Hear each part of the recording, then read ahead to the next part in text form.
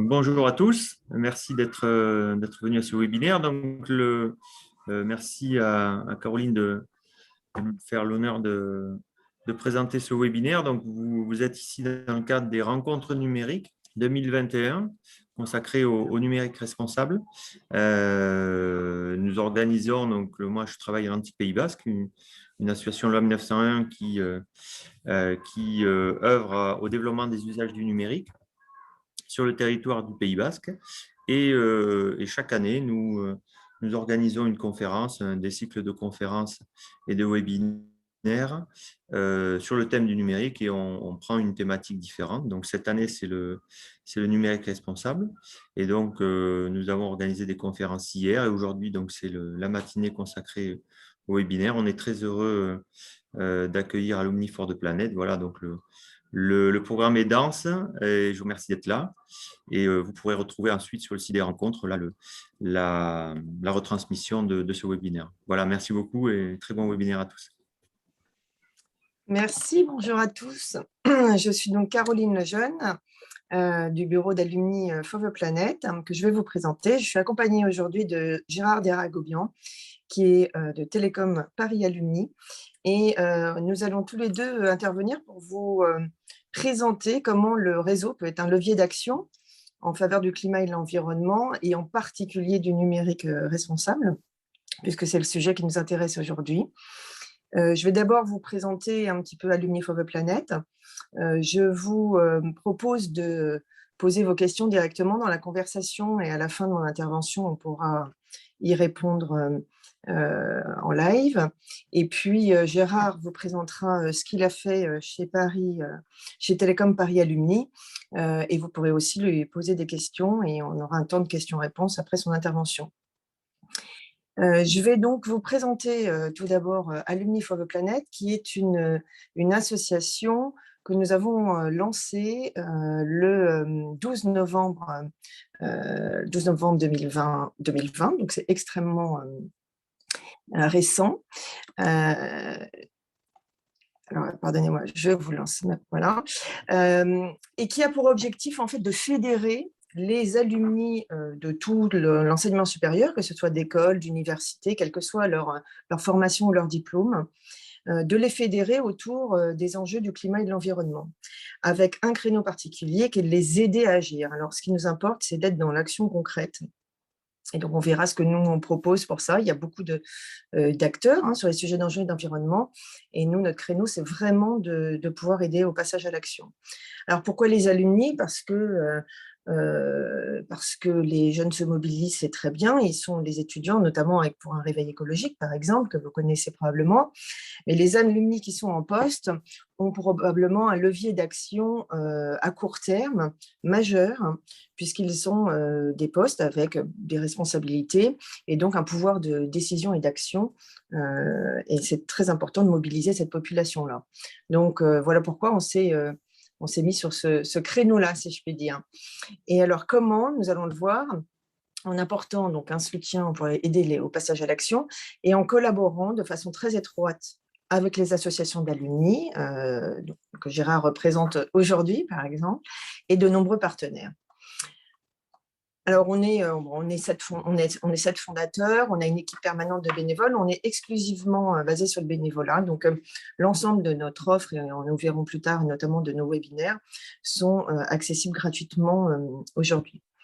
Et je précise qu'on est apolitique et non activiste, parce que ce qui nous intéresse, c'est le passage à l'action, et ce n'est pas de rentrer dans les débats politiques ou dans les polémiques. Voilà.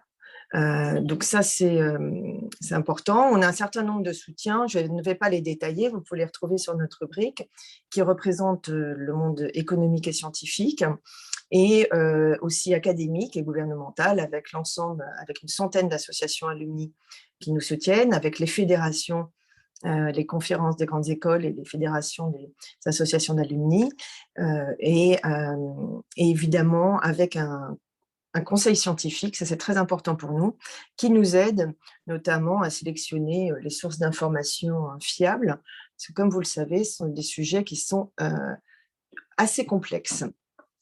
Donc, nous, notre action se base sur 3 piliers: informer, connecter, accompagner. Informer, alors là, je vais aller rapidement dessus. Informer, c'est faciliter l'accès aux connaissances. Nous, notre enjeu, ce n'est pas de remplacer toutes les sources d'informations scientifiques et autres qui peuvent exister, mais il y en a beaucoup, elles sont complexes. Donc, on facilite l'accès en faisant un tri et en référençant sur notre site un certain nombre d'informations non polémiques et que vous pourrez trouver sur notre site dans différentes rubriques, notamment dans la rubrique « Je m'informe », comme son nom l'indique, c'est assez simple, et qui a vraiment pour objectif de référencer de manière lisible et neutre, et en s'appuyant sur des experts. Donc, on a les contenus de l'ADEME, bien sûr, on a vraiment énormément de sources d'informations, donc sur le numérique responsable aussi, bien sûr. Donc, je vous engage à aller la découvrir tranquillement. Ensuite, notre deuxième pilier, c'est connecter, et c'est là où vraiment on touche le passage à l'action, déjà la première étape du passage à l'action. Pourquoi? Parce qu'on se rend compte, on a beaucoup discuté à la fois à travers nos différents webinaires et à la fois avant de se lancer, et fait des enquêtes, et on se rend compte que le premier critère qui empêche les gens de passer à l'action, c'est le fait de se sentir isolé. Dans les entreprises, dans les organisations publiques, il y a énormément de personnes qui sont sensibles au sujet des enjeux du climat et de l'environnement et du numérique responsable notamment, mais qui n'osent pas agir. Alors, pour les aider, on a créé un moteur de recherche. Et donc, on vous engage, si vous êtes intéressé, à vous inscrire gratuitement sur notre site. Ça vous donnera accès à ce moteur de recherche qui vous permet d'identifier autour de vous, c'est-à-dire soit dans la même organisation ou entreprise, soit dans la même commune de résidence, d'autres alumni qui seraient inscrits. Rien que le fait de s'être inscrit veut dire qu'ils sont sensibles à ces sujets-là, et ça peut mettre une première étape pour prendre contact grâce à une messagerie interne sur notre site, et de pouvoir en fait commencer à partager, voire à lancer des groupes ou des collectifs internes à votre organisation pour pouvoir échanger sur ce que vous pourriez faire. Donc ça, c'est un premier critère. Ensuite, on a évidemment une rubrique J'agis sur notre site, donc je vous laisserai la découvrir, mais où on a énormément de contenu et de kits et de méthodes aussi pour pouvoir agir, notamment dans le domaine de l'entreprise, l'organisation publique, parce que dans le domaine professionnel, il peut y avoir un certain nombre de tactiques ou de stratégies à développer. Et puis, vous pourrez y trouver aussi des témoignages inspirants de personnes qui sont déjà passées à l'action, ont déjà réalisé des actions concrètes dans leur organisme, quel qu'il soit. Et ça, c'est vraiment toujours très inspirant parce que ça vous donne des idées de ce que vous, par rapport à votre propre environnement, vous pourriez faire. Et enfin, notre dernier pilier, c'est une offre de webinaires qu'on a développée, alors qui sont regroupés en 3 types, en fait. Un premier qui est un cycle en fait, de webinaires d'accompagnement du changement qui se base sur à la fois des témoignages inspirants. Donc ça, c'est toujours un critère de l'ensemble de nos webinaires. On a toujours des témoins qui eux-mêmes ont réalisé une ou plusieurs actions concrètes. Allô, oui, bonjour. Bonjour. Et ces témoins, interviennent toujours dans l'ensemble de nos webinaires et se renouvellent évidemment pour ne pas avoir toujours les mêmes témoignages. Et l'autre, dans ce cycle de webinaires qui s'adresse aux alumni directement, nous avons aussi du travail en sous-groupe, en intelligence collective. Certains arrivent avec un projet ou une idée, d'autres sont là juste pour aider, pour se renseigner ou s'inspirer. Et en fait, en les mettant en intelligence collective dans des sous-groupes, ça leur permet de repartir vraiment avec un plan d'action de comment aller plus loin dans leur projet ou dans leur idée. Et c'est vraiment très, très efficace. Ensuite, on a 2 autres types de webinaires qui sont des conférences-débats occasionnelles sur différents sujets spécifiques. Par exemple, nous en avons fait un, vous retrouvez ici le visuel, qui était avec Sciences Po Alumni, sur changement climatique et action en entreprise, le 8 juin dernier, et qui associait une intervention d'un climatologue reconnu sur l'urgence d'agir en zone euro-méditerranée, par exemple, en donnant quand même des chiffres clés et qui ne prêtent pas à polémique, et Alexis Treil, qui lui est une personne qui travaille chez Michelin et qui a créé, qui aujourd'hui est à la RSE, mais qui, quand il était rentré dans l'entreprise, ne l'était pas du tout, avait simplement une envie de faire bouger les choses et a créé un collectif interne chez Michelin qui aujourd'hui est à l'écoute réellement et tout à fait impliqué dans un certain nombre de process et de décisions au sein de l'entreprise pour faire avancer les choses. Donc, c'est vraiment très intéressant. Et puis, on en développe d'autres sur des thématiques qui sont des thématiques, par exemple, de décarbonation ou qui peuvent être des thématiques sur la sensibilisation au sein de l'entreprise ou de l'organisation, présentant des exemples d'actions concrètes. Le premier, par exemple, était sur la fresque du climat. Alors, je sais qu'on parlera un peu plus tard de la fresque du numérique, que vous connaissez probablement, mais c'est un des moyens de sensibilisation sur les sujets de climat et d'environnement. On en a d'autres, on va en développer un certain nombre. On va présenter aussi le sujet des sociétés à mission, qui est un sujet très intéressant pour pouvoir clairement transformer son organisation et intégrer les enjeux sociétaux et environnementaux. Donc voilà, tout ceci sont des exemples de ce que nous faisons. Ce qui est vraiment important de comprendre, c'est que notre objectif, on a deux objectifs. Le premier, c'est de fédérer un maximum d'alumni sur notre base. Pourquoi? Parce que plus nous serons nombreux et plus individuellement, nous aurons des chances d'identifier d'autres alumni proches de chez nous. Donc là, aujourd'hui, on est 3300 pour l'instant. On espère être encore plus nombreux d'ici quelques semaines et quelques mois. Et puis, grâce à l'aide des associations d'alumni, qui sont notre réseau, en fait, qui nous aident à développer notre visibilité auprès de leurs propres alumni. Et puis, ce créneau qui est vraiment le passage à l'action, et qui est d'accompagner ces alumni à être de plus en plus nombreux à agir dans les différentes thématiques. Je vous propose peut-être de prendre quelques questions, si vous en avez à ce stade-là. Et puis ensuite, je vais passer la parole à Gérard, qui va vous présenter concrètement justement ce qu'il a fait au sein de son association d'alumni, qui elle aussi peut être un levier d'action, puisqu'il se passe beaucoup de choses, notamment sur les sujets du numérique responsable. J'ai une question. Oui. Vous m'entendez? Je l'ai écrite, en fait. Vous travaillez avec d'autres associations d'alumni, et s'il n'en est pas un ancien élève appartenant à une association d'alumni, est-ce qu'on peut quand même fédérer, par le biais d'associations ou de personnes physiques, des ponts pour agréger d'autres nouvelles volontés?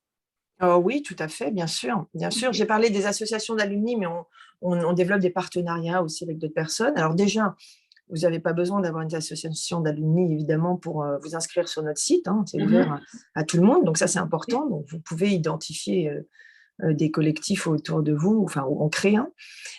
Et puis, oui, tout à fait, il faut prendre contact avec nous et on en discute. Mais le réseau des associations d'alumni j'en ai parlé parce que c'est évidemment le plus naturel pour atteindre les alumni, mais je sais bien que tout le monde n'en a pas. Ça, on est d'accord, notamment certaines universités n'en ont pas, etc. Donc, il n'y a pas de problème, bien sûr, on peut au contraire développer des partenariats autres.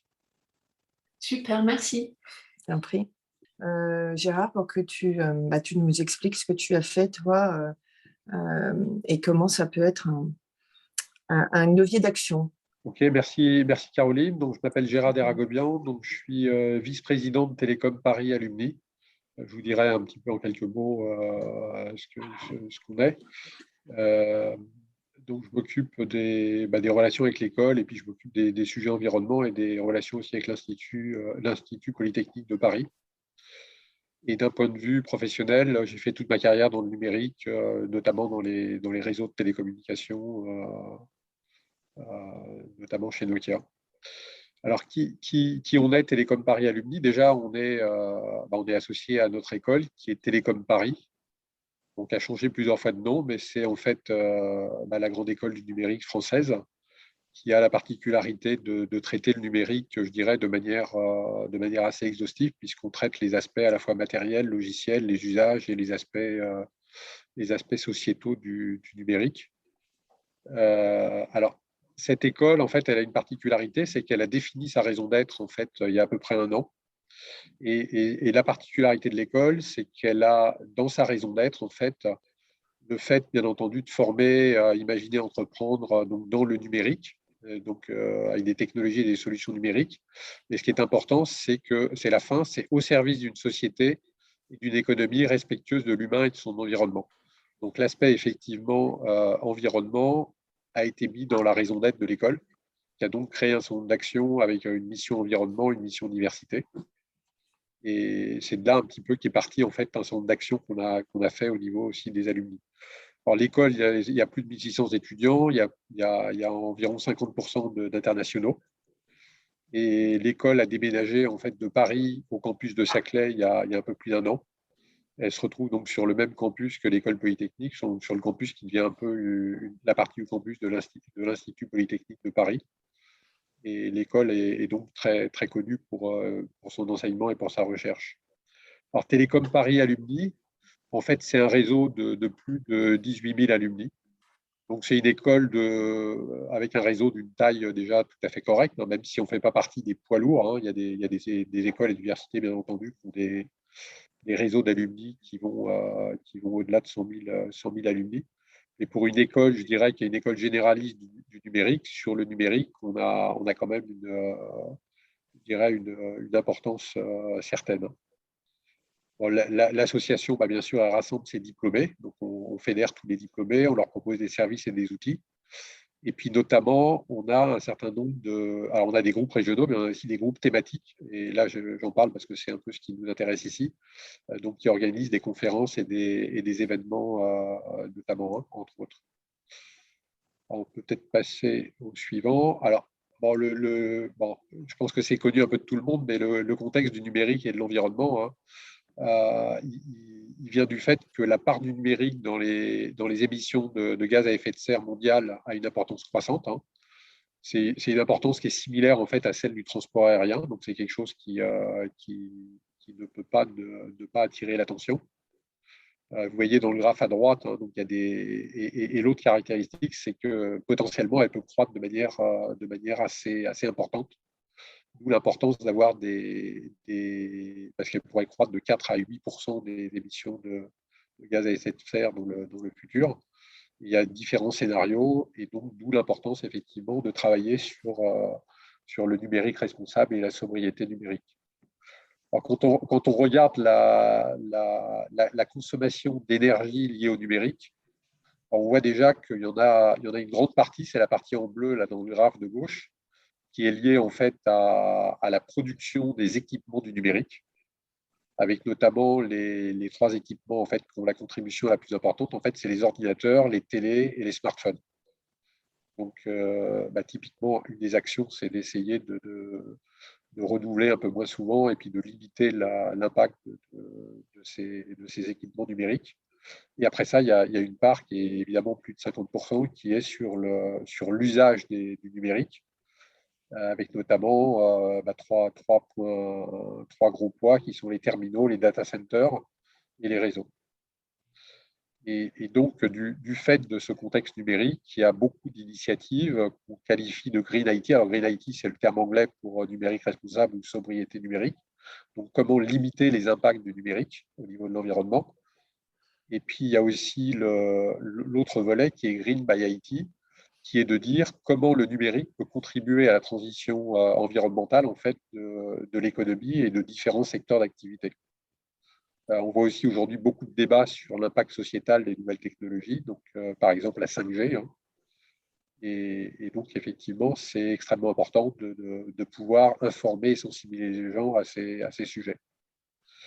Alors, au niveau de l'association, qu'est-ce qu'on a fait? En fait, on a relancé un groupe thématique numérique et environnement qui a 350 membres. Et en fait, on l'a relancé et donc on a fait 3 événements sur ces 3 derniers mois. Je vous en parlerai peut-être un peu plus en détail dans la suite. On travaille aussi beaucoup avec notre école, Télécom Paris, qui est en train de transformer l'enseignement pour former tous les étudiants à tenir compte des enjeux énergétiques et climatiques, notamment dans le numérique. Il y a un des points clés en fait sur les aspects environnementaux et numériques, c'est que les gens manquent cruellement en fait, d'information et de sensibilisation. Hein. Même les gens qui se disent en fait, très sensibilisés aux aspects environnementaux, il y en a certains que ça n'empêche pas de se filmer sur YouTube et de diffuser sur des chaînes YouTube en 4G ce qu'ils font, alors que c'est quelque chose qui est très pénalisant pour le climat. Hein. Donc, il y a un aspect effectivement formation des ingénieurs du numérique, mais formation même de manière beaucoup plus générale de personnes. Hein. L'école veut devenir un centre d'expertise en numérique soutenable. L'école aussi a fait son bilan carbone et elle a un plan donc, pour aller vers un campus éco-responsable avec la neutralité carbone. Alors, au niveau des élèves, il y a aussi un certain nombre d'actions. Alors, les actions qu'on a fait l'année dernière, c'est notamment avec nous, les alumni, et de faire des fresques du climat. Donc, la fresque du climat, c'est un moyen, effectivement, c'est des ateliers avec environ 8 personnes ou un animateur. En fait, c'est de l'intelligence collective où les gens découvrent en fait les tenants et les aboutissants du dérèglement climatique et peuvent dans ces ateliers aussi commencer à réfléchir aux moyens de limiter le dérèglement climatique. Alors, on a aussi fait avec les élèves une enquête vers nos alumni, vers nos diplômés, alors qui montre notamment, alors c'est peut-être intéressant pour vous au niveau du Pays Basque, que les entreprises, les grandes entreprises sont beaucoup plus impliquées en tout cas de ce qu'on voit, de ce que nous reportent nos diplômés, sont beaucoup plus impliquées dans ces domaines-là que les petites et les moyennes entreprises, parce qu'elle est lié aussi au fait qu'elles ont des moyens plus importants, mais donc il y a sans doute aussi un effort important à faire vers les entreprises plus petites. Alors, dans nos premiers événements, en fait, on a fait une grande table ronde qui se voulait être un panorama complet des aspects numériques et environnement. Alors, ce qui est pas mal, c'est qu'on a fait cet événement en fait à 2 réseaux d'alumni. Donc, il y avait le réseau de Télécom Paris et il y a le réseau aussi de l'ESSEC. Il y a notamment à l'ESSEC un groupe qui s'appelle l'ESSEC Transition Alumni, qui est très, très dynamique dans ces domaines-là. Et on a fait un très bel événement avec des intervenants. Un intervenant de Green IT, une intervenante par exemple sur les terminaux responsables. C'est pas forcément connu des gens, mais il y a des marques de terminaux et une marque qui s'appelle Fairphone par exemple, hein, dont la raison d'être en fait est de faire des terminaux qui sont réparables et qui sont durables. Et donc je pense que c'est quelque chose qu'on va avoir de plus en plus. Et on voit d'ailleurs avec la loi contre le gaspillage maintenant. Dans le numérique, les PC, les smartphones et les télés, quand vous achetez en fait des équipements, les gens qui vous vendent aussi bien dans des magasins qu'en ligne, en fait, ont l'obligation de vous donner un indice de réparabilité qui permet de savoir si votre équipement pourra être réparé. Et à terme, ça deviendra un indice de durabilité qui permettra aussi de savoir si cet équipement au niveau logiciel et ainsi de suite peut être durable pour augmenter la durée de vie de ces équipements.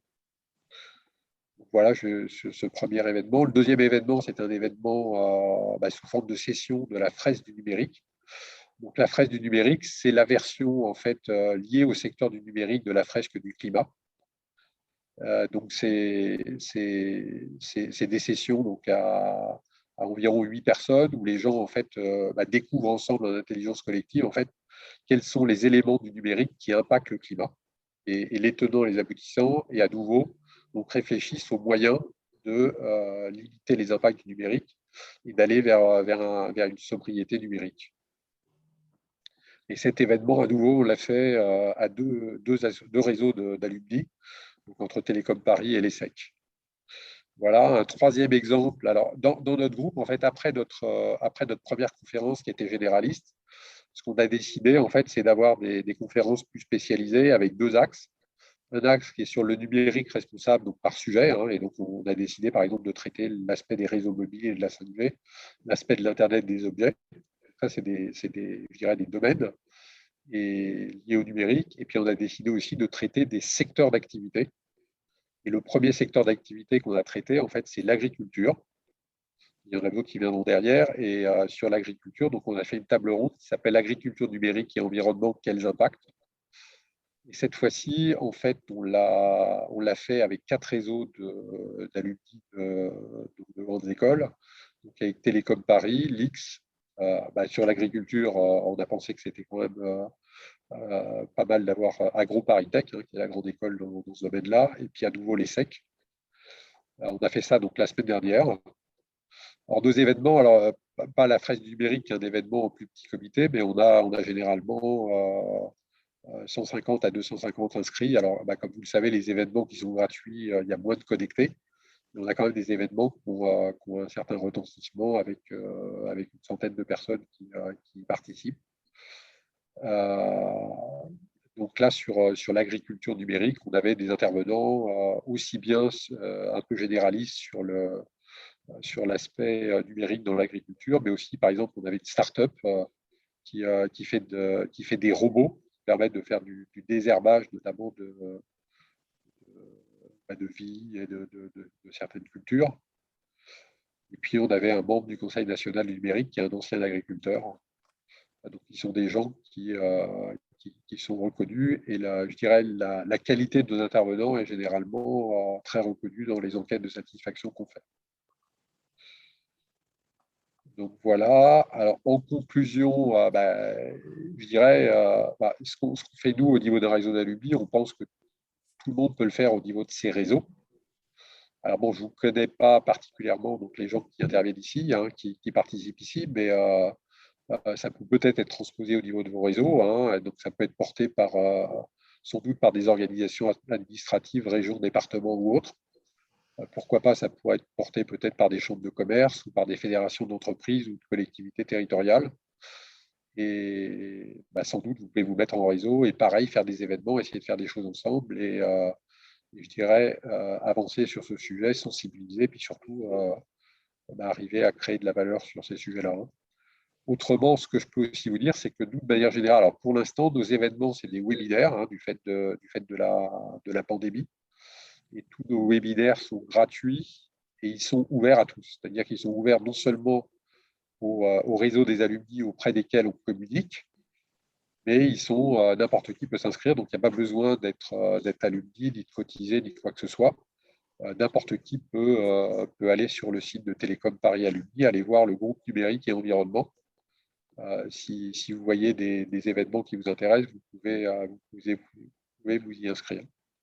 Et on met aussi sur notre site des replays et on donne accès en fait au matériel, aux présentations qui ont été faites. Et on donne accès aussi, on prépare un peu des informations qui permettent aux gens qui s'intéressent au sujet de creuser après, d'avoir une sorte de bibliographie. Voilà, écoutez, je suis tout à fait disposé à répondre à vos questions si vous en avez. Je ne sais pas s'il y a des... Alors, il y a eu une question dans la discussion qui parlait de l'augmentation des objets connectés, en fait. Et est-ce que, en fait, la sensibilisation aux usages et l'intérêt des usages est un thème de sensibilisation pour nous? Prenons l'exemple caricatural de a-t-on besoin d'un réfrigérateur qui commande des produits manquant automatiquement? Donc là, on est un peu sur quelque part le conflit entre l'innovation potentielle et le numérique responsable. Est-ce que ce type d'innovation est vraiment indispensable quand même? Justement, le numérique responsable et la sobriété numérique, c'est d'essayer justement d'utiliser le numérique de manière appropriée. C'est clair que la tendance à connecter tous les objets va sans doute beaucoup trop loin. Il y a des choses qui ne sont pas forcément utiles. Donc ça, mais c'est vrai qu'on va vers une société, on va avoir des milliards d'objets connectés. Et derrière, au-delà de la pertinence de connecter les objets et de l'intérêt effectivement en termes sociétal et puis en termes humains de connecter les objets, se pose aussi la question de quel est le meilleur moyen de les connecter. On n'est pas forcément obligé de faire du high-tech, surtout. Et effectivement, alors nous, ce qu'on a vu, en fait, notamment au travers des activités qu'on avait, c'est qu'on a un certain nombre de gens qui sont plutôt partisans de la low-tech. Et je vois, par exemple, quand on a fait la conférence sur l'agriculture numérique et environnement, on a eu des réactions de personnes qui nous ont dit, dans l'agriculture, il y a plein de choses pour lesquelles il ne faut pas faire de la high-tech, il faut faire de la low-tech. puis on voit par exemple, dans le cadre du numérique, le numérique peut avoir un impact sans forcément utiliser des choses très compliquées, hein. On voit en Afrique, par exemple, il y a des gens qui font des sites web avec des SMS. Des fois, le niveau zéro du numérique, c'est d'être capable d'envoyer un SMS qui permet qui permet d'avoir une action et qui permet d'apporter un bénéfice. Donc, les bénéfices ne sont pas forcément liés à l'utilisation d'un site web énorme ou d'équipements monstrueux ou de choses comme ça. Il faut effectivement essayer de plus en plus de faire le tri entre tout ça et de trouver les meilleurs moyens. C'est pour ça qu'on veut d'ailleurs former des ingénieurs qui soient responsables, qui regardent non seulement l'aspect financier ou l'aspect intérêt des choses, mais aussi le bilan global avec les différents paramètres environnementaux. Est-ce que sur cette thématique-là, il y aurait moyen peut-être d'aller un peu plus loin et de se poser finalement une question de société, c'est-à-dire qu'en ce moment, je continue dans la caricature, on voit à la télévision la publicité pour une marque de barbecue très connue qui est connectée pour vous calculer le temps de cuisson de votre steak. On arrive à des choses un peu absconnes, hein, faut bien le dire, mais tout ça au nom finalement du soutien d'un système de productivité. Et est-ce que cette interrogation sur la sobriété numérique, puisque le numérique est un objet neutre, hein, c'est ce qu'on en fait qui compte, et l'innovation à tout craint pour des choses finalement qui vont qui sont censées apporter du confort à l'humain, mais qui en même temps le lient définitivement à des usages et à des pratiques qui sont assez abscons finalement. Est-ce qu'on ne se poserait pas également la question dans le cadre du numérique responsable des modes de production et des intérêts de production? Le numérique responsable, il va de la production à l'utilisation, hein. Donc effectivement, il faut se poser les questions, hein. Alors peut-être pour prendre un autre angle, hein, il y a des débats, et par exemple, il y a eu des débats au Sénat. Est-ce qu'il faut faire des abonnements mobiles avec des forfaits de données illimités, hein, comme ça peut commencer à apparaître dans la 5G, quoi. Quelque part, est-ce qu'il ne faut pas aussi aller vers une société où effectivement on essaye de tendre vers des usages qui soient un peu plus raisonnés, quoi. C'est ça, c'est-à-dire travailler vraiment sur peut-être l'éducation et Ouais. la formation de l'esprit critique, parce que ces usages irraisonnés sont souvent mis en avant à grand renfort de marketing sous prétexte de soutenir la croissance. Mais est-ce vraiment un but en soi?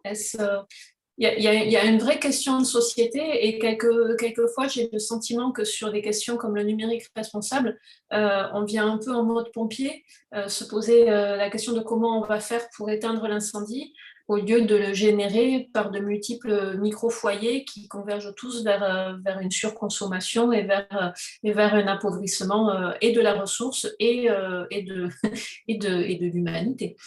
Ouais. C'est vrai qu'on y vient de plus en plus, hein. D'ailleurs, la loi contre le gaspillage, avec la notion d'indice de réparabilité, d'indice de durabilité, hein, on voit que, par exemple, la production des smartphones, c'est un contributeur assez important, en fait, sur les sujets environnementaux, hein. Et aujourd'hui, la durée de vie d'un smartphone chez les gens, c'est 2 ans en France. Alors qu'en fait, un smartphone, on pourrait très bien le garder 4 ans, quoi. Et le fait de garder son smartphone 4 ans au lieu de 2 ans, en fait, ça diviserait par 2 l'impact environnemental de la production des smartphones, quoi, hein, et l'utilisation des terres rares, enfin, sans parler de tous les aspects liés à ça, quoi. Et donc, de plus en plus, je pense qu'on va… Alors, c'est vrai que les gens, ils sont poussés à changer de smartphone, d'abord parce que des fois, ils cassent l'écran ou la batterie, ils ne peuvent pas la remplacer. Donc, ça, c'est Ou parce que les applications sont plus soutenues par la quantité de mémoire et que les applications évoluent. Voilà. Et qu'on peut plus servir. Et donc ça, c'est l'indice de durabilité là, qui va être introduit en France, alors normalement en 2024, hein, parce que là, ça prend un peu de temps, hein, qui devrait permettre, mais je pense que de la même manière qu'aujourd'hui, il y a un marketing énorme qui incite les gens à changer de smartphone pour des raisons qui ne sont pas forcément des raisons hyper valides, hein, parce que Bon, les smartphones, les nouveaux smartphones, bon, sauf si vous voulez la 5G et que vous ne l'avez pas. Hein. Et quand vous avez un smartphone 4G, le fait de changer de smartphone, ça ne change pas forcément drastiquement les choses. Et sans dire qu'il ne faut pas changer de smartphone, les gens pourraient changer de smartphone un peu moins souvent, quoi. Donc, je pense que de plus en plus, il va falloir sensibiliser les gens à tous ces aspects-là. Bon, il y a aussi d'autres sujets sur lesquels il faut sensibiliser le grand public. C'est l'utilisation du streaming, hein, qui est effectivement très pénalisant en termes environnementaux. Donc, je pense qu'il y a beaucoup d'éducation à faire. Et je pense qu'on va sans doute petit à petit y venir, quoi, hein. Et d'ailleurs, nous, ce qu'on veut faire, c'est aussi y contribuer au travers des webinaires qu'on organise, parce que le sujet est quand même extrêmement compliqué, quoi. Le numérique responsable, en fait, c'est pas un truc où on peut dire, bon, c'est pas comme les centrales à charbon, on peut dire qu'il faut supprimer les centrales à charbon. Dans le numérique, on a je dirais, les sources je dirais de gaz à effet de serre ou de consommation d'énergie, elles sont très, très diverses, quoi. Donc, il faut vraiment travailler sur la sensibilisation, je dirais, des gens sur des sujets assez complexes, quoi. Merci. Mais bon, il y a quand même une évolution des mentalités, hein. Il y a beaucoup d'entreprises qui ont des plans, même dans le numérique, hein, bon, chez les opérateurs, chez les utilisateurs, un peu partout, hein. Donc, on sent que les choses bougent, et elles bougent sur les entreprises. Donc, il faut que ça s'étende. Et effectivement, il faut étendre la sensibilisation au grand public, parce que les usages au grand public restent quand même aussi très importants. Et je préciserai sur la population des jeunes notamment, il y avait une remarque d'une personne dans la conversation d'ailleurs qui essaye de sensibiliser dans la bibliothèque où elle travaille, mais parce que les jeunes et les ados en particulier naissent avec des smartphones et autres outils numériques au bout des mains et passent leur temps sur les streamings. Et ils n'ont aucune notion, s'ils ne sont pas éduqués, sur le fait que le Wi-Fi, c'est mieux déjà que la 4G et que la 5G, et que, etc., etc. Et qu'il vaut mieux télécharger pour vous et ensuite le voir que de le voir en live en 4G, par exemple. Donc ça, c'est le genre de choses qui... Voilà, c'est un niveau même d'éducation parentale, j'ai envie de dire. Mais il y a beaucoup à faire sur ce sujet-là. Et puis c'est vrai qu'il y a pas mal de choses qui ont été faites, mais par plein d'organismes. Il y a plein d'organismes qui font ça, hein. Il y a Green IT, il y a Shift Project, il y a l'Institut numérique responsable. Il y a plein de gens qui font des activités. Il y a l'ARCEP, par exemple, qui travaille avec l'ADEME sur justement la mise en place d'instruments de mesure. Par exemple, ce qui est intéressant à savoir, et les gens ne le savent pas, hein, c'est que quand vous utilisez votre accès à Internet, en fait, celui qui est le meilleur en termes d'effet environnemental, c'est la fibre optique. Après ça, il y a le cuivre, donc avec la DSL, c'est déjà un facteur 3. Et ensuite, quand vous utilisez un mobile en 4G, c'est un facteur 10 par rapport à la fibre. Et alors, effectivement, si vous utilisez un mobile et que vous passez par le Wi-Fi, mais tout le monde ne passe pas forcément par le Wi-Fi, ou quand on n'est pas à la maison ou au bureau, souvent par la 4G, ça a un impact qui est beaucoup plus important. Est-ce qu'il y a d'autres questions? Écoutez, s'il n'y a pas d'autres questions, on va clôturer notre session en vous remerciant énormément. Comme Gérard vous l'a précisé aussi, pour Alumni for the Planet, vous pouvez accéder au replay de nos webinaires passés et futurs, quand ils auront eu lieu, dans notre rubrique événements sur notre site. On a une rubrique archives et vous y retrouverez les replays. Alors, ça fait un peu de consommation numérique, mais on essaye de le faire à bon escient. Et puis, n'hésitez pas à nous retrouver. N'hésitez pas à effectivement trouver donc les canaux. Donc, vous pouvez évidemment vous inscrire chez Alumni for the Planet, mais aussi les canaux, les relais de réseau que vous pourriez avoir autour de vous pour pouvoir augmenter la sensibilisation et puis trouver des relais pour pouvoir imaginer des actions dans vos environnements proches. Merci beaucoup à Gérard de m'avoir accompagné aujourd'hui pour intervenir sur ces sujets passionnants. Et nous vous souhaitons une très bonne journée. À très bientôt. Voilà, avec plaisir. Merci à tous. Merci pour votre participation et bonne journée.